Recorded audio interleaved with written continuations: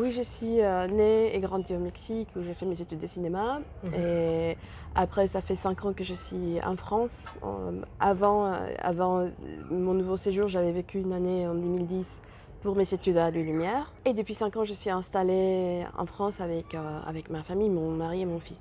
Bon, en fait, une fois que j'ai fini mes études, que j'ai eu mon bac et j'ai hésité entre les être avocat ou faire du cinéma et bon, finalement, j'ai choisi faire du cinéma. J'ai fait des études des photos, photos argentiques, qui m'ont amené petit à petit à essayer de m'intéresser plutôt à la lumière, au cinéma et donc j'ai passé les concours, de l'École nationale de cinéma au Mexique, CSSC. Mais bon, j'avais travaillé aussi comme, assistant, production, régisseuse, dans des autres projets. Donc j'ai fini mes études, au Mexique Mmh. et j'ai travaillé pendant l'école de cinéma là-bas, on a la liberté de pouvoir travailler aussi en même temps. Oui.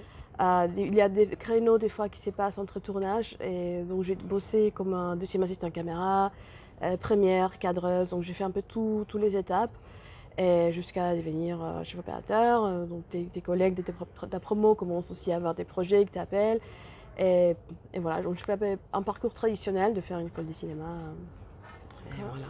Bon, en fait, il y a un moment dans l'école, où tu peux faire un échange, il y a un partenariat actuellement, Mmh. avec 2 autres écoles qui font partie de la Silect, des autres écoles de cinéma. Donc j'ai essayé je voulais tester la France parce que j'aimais bien la langue, j'aimais bien le cinéma français, je voulais approfondir mes connaissances de la langue française et donc c'est ça qui m'a plutôt permis de connaître notre façon de travailler et je pense que ça m'enrichit beaucoup connaître bah, Mmh. même si c'est la même chose, on tourne de la même façon et c'était assez intéressant OK. et je pourrais les décrire comme, la les chefs opérateurs ont traduit en images, un scénario et l'idée d'un réalisateur ou d'un scénario. Donc on trouve les moyens techniques et artistiques pour pouvoir traduire ces images et en quelque chose de tangible, Tanger. Ouais, ouais. tangible. Mmh. Et donc c'est une mélange entre technique et aussi, bah, une recherche visuelle, beaucoup de je pense que dans mon cas, j'ai fait beaucoup de recherches visuelles, j'essaye d'aller aux expositions des photographes, de la peinture, j'essaie de m'inspirer aussi de tout ce que je vois, mais c'est plutôt une recherche pour pouvoir traduire et construire une image qui pourra transmettre une émotion, finalement. On peut dire un peu qu'une directrice de la photographie est au centre aussi de la création, de la créativité au début du projet? Bah, oui, complètement, parce que une fois que les scénarios existent et même des fois avant, si tu as déjà un lien avec les réalisateurs, tu peux commencer à construire, des images, des concepts visuels qui vont, avec l'histoire. Donc oui, c'est vraiment le début pour moi, c'est les scénarios. Mmh. C'est la première chose que je vois et qui me permettra d'imaginer, le film, quoi. Et quelles en sont les difficultés aussi de ce métier? Hem, Bah, je pense que c'est ce qui est aussi difficile, c'est que justement, comme les films appartient aussi aux scénaristes, aux réalisateurs, aux metteurs en scène, des fois ça pourrait être, compliqué de trouver un équilibre entre la vision du réalisateur et des fois c'est qu'on a, nous comme chef opérateur, Mmh. interprété du film, Mmh. comme concept du film. Mais bon, à la fin, quand je trouve qu'il y a un moment où on a compris différemment, une idée, j'essaye toujours justement de demander plus d'informations au réalisateur pour pour comprendre mieux et pouvoir transmettre le mieux possible, l'image, quoi. Pour la rendre le plus fidèle possible à la vision du réalisateur. Je pense aussi une contrainte, c'est des fois pas avoir forcément les moyens techniques ou trouver mais à la f c'est c'est un double, c'est un contrainte, mais des fois c'est aussi très positif aussi. Souvent, on peut réussir à faire des choses, qu'on ne s'attendait pas, justement parce qu'il y en avait un contrant et on Mmh. a trouvé un autre moyen de les résoudre. Donc c'est plutôt il faut s'adapter, il faut improviser pas mal et essayer d'avoir le sang-froid quand les choses commencent à être un peu tendues, oppressées. Ça, ça dépend toujours aussi. La plupart des choses sont en fonction aussi des réalisateurs. Il y a des réalisateurs qui ont déjà tout un mood board super défini, où il y a des réalisateurs qui apportent seulement une musique ou une pièce visuelle, un tableau, ou les styles d'un artiste en particulier. Donc ça dépend, mais en général, et oui, j'ai créé des mood boards et en fonction oui, voilà, des atmosphères, et aussi quand il y a quelque chose qui n'est pas trop clair, on cherche des références ailleurs pour pouvoir l'exprimer mieux que possible. Donc oui, oui, il y a une recherche visuelle et esthétique pour créer l'atmosphère souhaitée. Bon, j'aime beaucoup, ça m'inspire beaucoup les travaux des chefs opérateurs qui font faire disparaître la source de lumière, comme si c'était vraiment réel tout ce qu'on voit. J'aime beaucoup le travail des Robbie Ryan, par exemple. J'aime beaucoup sa façon de travailler parce que chaque film, c'est vraiment différent. C'est la façon dont il travaille la lumière, les cadres, ses choix des focales sont vraiment en fonction de l'histoire. Et moi, j'admire vraiment son travail. Pour moi, comme vraiment l'inspiration majeure, le travail de Robbie Ryan. Et en général, tous ces chefs opérateurs qui font disparaître, disons, les travaux de chef opérateur, pour moi, c'est le plus difficile à faire. Et c'est ce que j'aimerais faire le plus. La faire disparaître, mais que les spectateurs ne se rendent pas compte qu'elle vient forcément, qu'il y a quelqu'un qui a vraiment mis un projet là-bas. Mais qu'en même temps, ils vont sentir que la couleur, il y a quelque chose qui va avec l'essence de la scène. Je ne sais pas si j'ai un style, mais en tout cas, moi, j'essaye de toujours trouver un sens à ce que je suis en train d'éclairer et pas trop mettre la caméra n'importe où seulement pour créer un effet. Je veux vraiment savoir pourquoi. Des fois, quand on a un réalisateur qui me demande de faire un mouvement, on va faire ces plans-là et tu vas faire un panning super rapide de droite à gauche. J'essaye de voir les scénarios et de demander pourquoi, seulement pour savoir qu'est-ce que ça veut dire. C'est un mouvement subjectif, c'est pour accentuer quelque chose. C'est la personne, en fait, c'est les personnages qui regardent ça de cette façon. Donc j'essaye de trouver, de savoir pourquoi. Et comme ça, c'est plus facile pour moi de comprendre.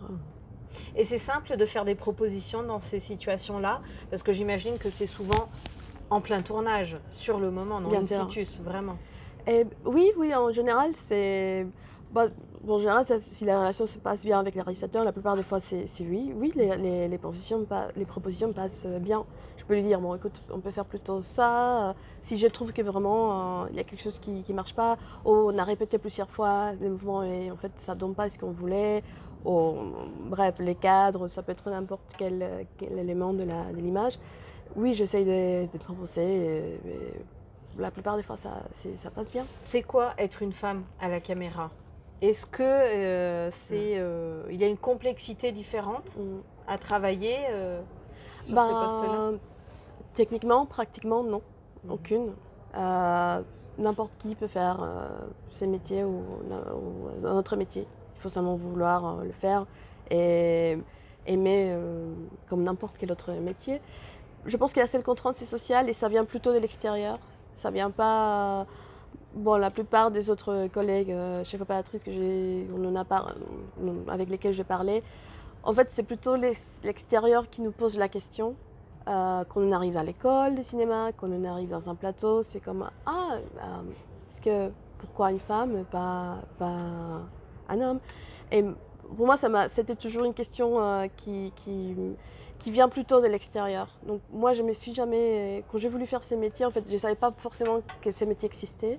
Je voulais faire du cinéma, être derrière la caméra. Je me souviens que je regardais les différences des textures entre un film et un autre, je ne savais pas pourquoi.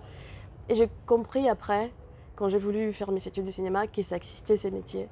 Et quand j'ai commencé à travailler aussi comme assistant de production, j'ai découvert dans un plateau qui était chef opérateur et qui était réalisateur.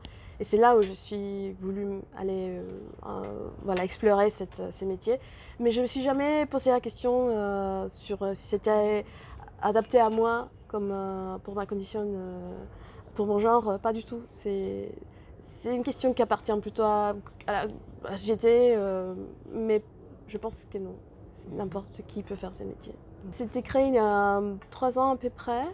C'est venu de l'idée plutôt des chefs opératrices qui appartiennent à la AFCC qui se sont rendus compte qu'en fait il y avait très peu de femmes au sein de la AFCC. Après une amie m'en a parlé du collectif et voilà, donc j'ai intégré, je suis allée aux premières réunions, donc on s'est réunir une fois par mois. Il y a tout type de profils, des femmes qui travaillent derrière la caméra. Il y a des chefs opératrices, des cadreuses, des chefs machinaux, des chefs électro. Et c'est assez enrichissant de découvrir qu'on est vraiment nombreuses. Et c'est pas la dernière fois que j'étais dans une société de location de matériel. Il y a la personne qui est en charge qui m'a dit il n'y a pas beaucoup de femmes chefs op qui viennent louer des matos ici. Et j'ai dit, bon, écoute, tape femme à la caméra, on est plus de 90. Donc, entre chef op et technicienne, mais tu vas voir, on est vraiment nombreuses. Donc, l'idée du collectif, c'était plutôt donner la visibilité et se dire, bon, en fait, oui, il y en a des chefs opératrices, il y a des techniciennes, il faut taper ou aller chercher et regarder. C'est ça, une femme à la caméra. Et bon, l'idée, c'est de pouvoir ouvrir les chemins à tous les gens qui ne se sentent pas visibilisés. Pas que des femmes. Apertura, non, Apertura, c'est un collectif de chefs opératrices au Mexique. D'accord. Donc, je pense qu'il y a 1000 visages, 100 visages, je pense, dont tu parles. Et ça, c'est un visage. Je crois qu'eux, ils font, mais c'est plutôt pour les métiers aussi des comédiens. Ils font pas mal de ce type de choses. Apertura, c'est un collectif mexicain et aussi c'est le même principe. C'est le fait de donner visibilité et ils font aussi pas mal de partenariats dont je fais partie aussi. Mais comme je suis loin, je suis pas trop active dans l'actualité là-bas. Mais ils font pas mal de partenariats avec Size, avec des fabricants des objectifs ou des boîtes de location pour créer des ateliers pour des femmes. Bon, c'est vraiment quelque chose qui n'arrête pas d'échanger. Là-bas, ça reste la même chose, un objectif, un corps caméra et un support qui va enregistrer oui, voilà, l'image. Donc, tout ce qui change, c'est la façon, la facilité, la rapidité, aussi la quantité de couleurs qu'on pourra avoir, surtout dans les numériques. Donc, je trouve que c'est passionnant. Et avant, c'est vrai qu'il y a des choses super pratiques qu'on peut faire maintenant qui nous prend 5 minutes et qui avant nous prenait un peu plus parce qu'il fallait mettre la gélatine d'une certaine couleur, un projet assez puissant pour pouvoir passer la lumière à travers une gélatine, je ne sais pas, bleu foncé ou très violet. Et actuellement, on a des projecteurs qui consomment un tiers de ce qu'ils consomment avant en 2000 kilos, en 2 kilos, pardon. Et tu peux avoir toute la colorimétrie que tu veux. Donc c'est vraiment versatile et je trouve que c'est fascinant. Le fait de pouvoir sortir aussi, faire un tournage avec une valise pas hyper lourde, mais pouvoir éclairer quelque chose au milieu de dessert.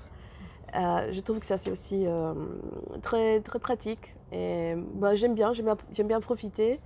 Après, je ne me concentre pas que à ça. Pour moi, c'est pas très important personnellement si la caméra c'est un capteur 6K ou DK. Pour moi, c'est bien sûr il y a intérêt à savoir pourquoi, mais pour moi, c'est pas ça qui va donner l'intérêt au film. C'est plutôt le film qui va me dicter quel type de support il a besoin. C'est assez aussi inattendu qu'on a reçu la nouvelle que notre film de fin des études, réalisé par Alejandro Iglesias, était sélectionné à la Cinefondación. On était super contents parce que c'est quand même très fort comme expérience que notre film de fin des études soit aussi aussi bien reçu par la communauté cinématographique. Cannes, c'est vraiment un référent important. Donc c'était une expérience très, très sympa. Et moi, j'étais à côté, pendant la production, j'étais à côté de la comédienne principale, Melaki. Je me souviens qu'on était super, super fiers, super heureuses de pouvoir regarder notre film projeté dans une salle dans les Palais Festivals. Donc, j'ai aimé beaucoup pouvoir voir tous les gens qui se réunissent autour de la fête du cinéma. On a rencontré aussi des gens super intéressants qui venaient des autres écoles, aussi à la Cinefondación. On a tourné ça en Super 16, Oui. donc c'était aussi une super expérience. C'était un tournage très intense, aussi parce que 2 jours avant de commencer, on a changé de lieu. On était censé tourner dans une autre maison et on a trouvé ce nouvelle-là vraiment 2 jours avant et en fait, ça rentrait très bien et la fille qui faisait la chef, la déco, la chef décoratrice, Paola, elle était magnifique. Elle était une très, très jeune, et bon, elle commençait à peine et il a fait un travail extraordinaire. Moi aussi, j'ai collaboré super bien avec elle et donc oui, c'est un film, qui était difficile à tourner pour tout. Il y avait pas mal des props, une tête de chevaux artificielle que les comédiens devraient manger, dévorer et ça, c'était une expérience très forte pendant le tournage, cette scène-là, quand ils commencent tous à dévorer et c'était comme si les comédiens entraient dans une espèce de transe. C'était assez fort, je me souviens, comme expérience et cette scène en particulier. Donc oui, c'est un film que j'aime beaucoup. J'aime beaucoup tout ce qu'il a eu après. J'aime beaucoup la fiction. J'aime beaucoup on cherche une émotion et on cherche une vérité qui se passe, qui peut se transmettre vers les regards, le montage d'une scène. Moi, j'aime bien ça, créer de rien, la possibilité que la fiction peut donner. Que je trouve aussi dans les documentaires. Oui. Ça peut aussi arriver oui, ça arrive dans les documentaires. Si la vérité, qui est quelque chose qu'on n'entendait pas et ça devient vrai, pour moi, ça, c'est les plus intéressants. Bon, je viens finir. Ces derniers temps, j'ai travaillé beaucoup en fiction. C'est ce que j'ai fait le plus dernièrement. Et je suis en train de finir l'étalonnage de 2 projets. Un que j'ai tourné à Montréal en Super 16 aussi. Et une autre fiction que j'ai tournée en numérique à la fin mars. Voilà. Je prépare ces étalonnages. Pas trop avec les monteurs. Et ça, non, vraiment, c'est plutôt avec l'étalonneur après, à la fin. Oui, donc j'essaye d'envoyer. Et là, par exemple, l'étalonnage à Montréal, c'était à distance. Donc j'ai envoyé des styles que j'ai pré-étalonnés et on faisait des réunions Zoom pour voir les films en même temps. Même à distance, c'était possible. Aussi parce que les réalisateurs, il est très, très engagé aussi à l'étalonnage. Donc on a parlé, on a discuté beaucoup sur toutes les possibilités d'étalonnage. Donc je suis rassurée par rapport à ça. Mais oui, je travaille aussi pas mal avec Oui, je travaille très très de près avec les étalonneurs. Je me sens très très honorée, très contente de pouvoir recevoir ce soutien d'ingénieurs. Moi j'ai beaucoup les focales, les focales ingénieurs, c'est vraiment une référente de ce métier. Je me souviens à l'école au CCC, on avait une ancienne focale 25-250 ingénieurs. Maintenant ils ont un nouveau modèle, mais je me souviens que on a vraiment utilisé et bon, j'attends savoir bien comment les prochains courts-métrages que j'ai en porte, on dit ça. Disons que dans les prochains courts-métrages que j'ai prévus, c'est un road movie, donc je suis en train de voir quel zoom pourront utiliser pour ça. Mais bon, pour l'instant, c'est encore... je suis en train d'assimiler la nouvelle, quoi, que c'est assez inattendu pour moi, et voilà. Mais je suis très contente. Oui, je crois que là, c'est une période extraordinaire pour éclairer, donner un peu des lumières, ressortir de l'obscurité plutôt. Beaucoup de femmes chevaupatrices qui ne trouvaient pas forcément sa place ou n'arrivaient pas à briser le plafond de verre. Donc là, je trouve que c'est super intéressant que ces moments le permettent. Et une fois qu'on aura la parité dans tous les métiers, surtout dans les cinémas, on apprend, c'est vraiment l'image audiovisuelle, ça nous éduque, ça nous apprend la vie. Et aux plus jeunes générations, on a appris tous en regardant des films, des séries. Et il faut qu'il y ait des voix et des regards mixtes, paritaires, derrière les caméras. à l'écriture, à l'image, les métiers techniques. À l'école, moi, j'ai pas eu ces soucis, mais je sais qu'il y a beaucoup de femmes qui sont découragées par les professeurs, par l'entourage, parce qu'ils disent une fois que tu vas sortir. Et je veux qu'elles savent que c'est pas vrai, que c'est complètement ouvert. Et donc je pense que c'est un bon moment pour le faire ressortir. Et c'est génial. Si j'aurais vu une femme portant une caméra plus jeune, moi j'aurais pu comprendre qui était chef opérateur, peut-être, je sais. Non, mais c'est génial de pouvoir montrer que c'est un métier et pas que des certaines genres. Il n'y a pas qu'un seul visage, quoi. Exactement. D'accord. Donc, Merci beaucoup. non, merci à toi.